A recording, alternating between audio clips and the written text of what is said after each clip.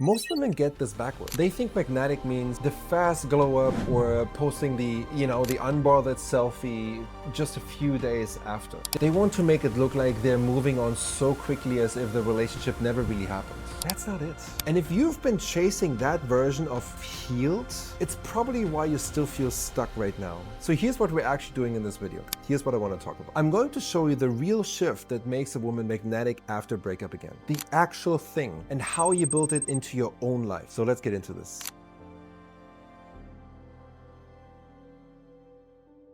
So here's what healing for him actually looks like in practice. It's checking his Instagram stories 3 times a day, or maybe even more. It's the outfit you picked because you knew his friend might see you in it. It's the quiet hope that the mutual friend reports back that you're doing really great, you look amazing, you're glowing, and you look better than ever, right? That's kind of what you're hoping for. You're still orbiting around him. You've just changed the choreography. There's a term I use with my clients for the thing that actually protects you from this. It's called emotional hygiene. And all it means, the daily habits that keep you from absorbing someone else's mess, someone else's silence, someone else's chaos, so to speak, as if it is information about your worth. And good emotional hygiene is a practice. It's not a mood. I remember my client who thought she was doing exactly that. She built out this whole soft launch glow up on Instagram, new pictures, new energy, new captions about self-love. And when we look closer into this, what she was actually doing, every post went up around the exact time she knew he had been online. Tuesday nights, Sunday mornings. The same windows he used to scroll during their relationship, she was performing recovery for an audience of 1. And he didn't even know he was watching this. Real healing is very quiet, it's calm, and it's invisible to him because it doesn't matter, because it was never built with him in mind in the first place. If he never saw a single post, would you still feel proud of who you're becoming? That's the one question that really matters. So here's the test I want you to run before you post another thing online, or even before you pick an outfit for the night. Ask yourself, am I doing this for me, or am I doing this for the audience? It's just an honest question, that's it. If the answer is the audience, that's fine to notice, it's perfectly fine. Just don't act on it yet. Because underneath all of this, there's something the breakup pain is actually trying to hand you. So if you're willing to stop performing long enough to hear it, it will make a difference. We treat heartbreak like a wound, something to bandage up and medicate until it stops throbbing, right? Until it stops bleeding. What if heartbreak is a signal instead of an injury? A signal about something you haven't looked at yet. And here's what I mean by that. You have what I call a vetting process, whether you've ever named it or not. And it's the standards and the awareness you use to choose who gets access to you. Most women never really properly examine that process until it breaks down publicly in a relationship that hurts enough to force that question. Heartbreak, if you let it, sharpens that process instead of just wounding you. I work with women, they're very sharp, very accomplished, run their own companies, who kept ending up with the same man in a different body. It's basically the same man, but a different name. Always unavailable, inconsistent, allergic to commitment. Every time it ended, she'd throw herself into work with new project, new deals, and basically just new distractions. She told herself she was resilient. She was avoiding the one conversation that mattered, the one with herself. It wasn't until she stopped and actually sat inside that something really allowed her to shift inside. She asked the harder question, not why did he do this to me, but why does this keep happening with me?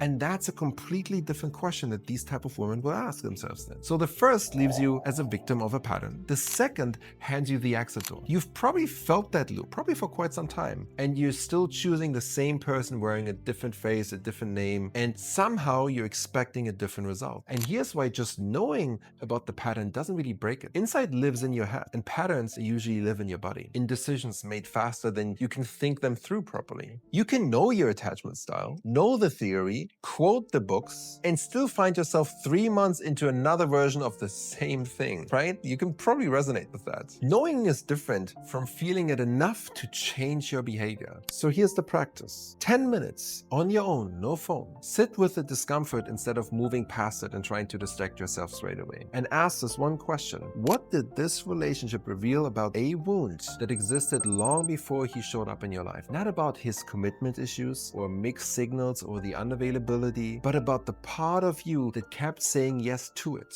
Write down whatever surfaces. It doesn't matter, there's no right or wrong. And don't clean it up. The answer that embarrasses you a little is usually the true one. And once you start asking real questions instead of running from the discomfort, something in you starts to change. It shows up as availability, or rather the loss of it. There's a popular idea that being unavailable makes you more desirable, more valuable. Play hard to get, don't text back too fast, keep him guessing, all this crap. I want to be very clear about something. That's not what we're talking here about. Playing hard to get still requires you to track his gaze. You're still calculating, still aware of how your silence lands, still timing your response for some sort of effect and a reaction. That's a more exhausting version of chasing dressed up as a control. Real inaccessibility is a side effect, not a tactic. It happens when your life is so full that his attention becomes beside the point. His attention is just not relevant enough to track. So here's a term worth knowing if you haven't come across it.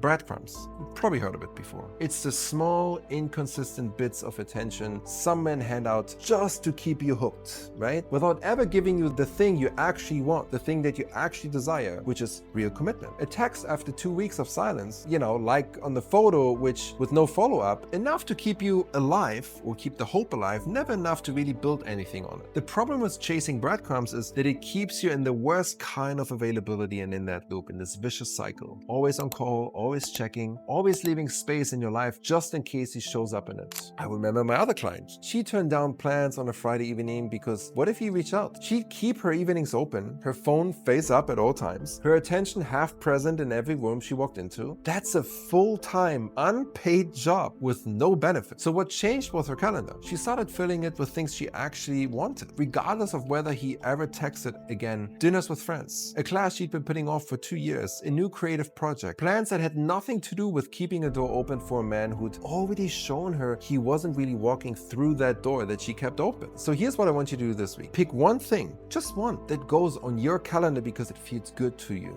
without any consideration for how it looks to anyone watching. No phone in your hand while you do it. No performances for any audience. Just you, choosing your own time back. And as small as it sounds, it's the beginning of a very different kind of energy that you're starting to cultivate. The kind that doesn't need his attention to feel complete because there's finally enough happening in your own life that fill the space he left behind.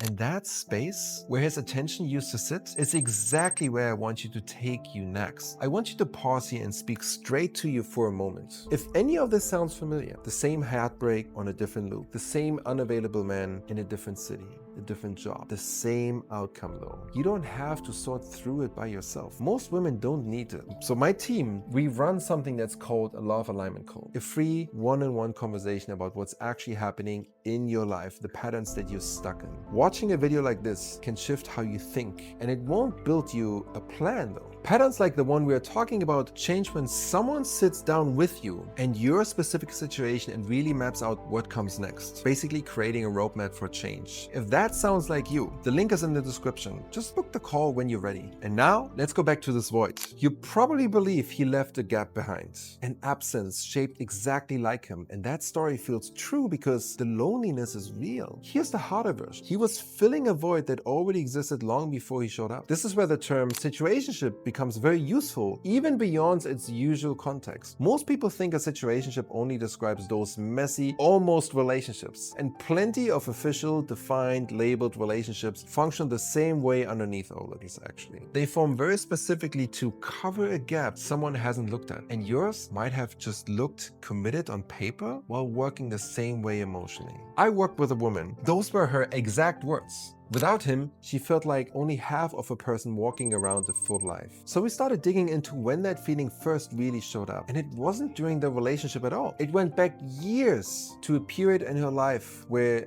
she'd lost her sense of direction and started measuring her worth by what she produced instead of who she was. The relationship gave the emptiness a name and a face for a while. That's the part that trips women up. New men and distractions don't fix this. You can end one relationship and start another one in record time, and if the void underneath never really gets addressed, you watch the same emptiness put on a new outfit. Different man, same eventual crash. So here's the exercise. Take a piece of paper and draw a line down the middle. On one side, you write everything you feel like you lost when he left. Be specific. The late night conversations, the sense of being chosen, the plans you had made. On the other side, write what those things were letting you avoid. What didn't you have to face about yourself while you were busy missing him? Or busy being loved by him? Or busy building a future around him? The second column is really uncomfortable, and it's supposed to be. It's also the only place real clarity lives. And clarity is what really makes the next shift truly possible. The shift where you stop needing to be remembered by him at all.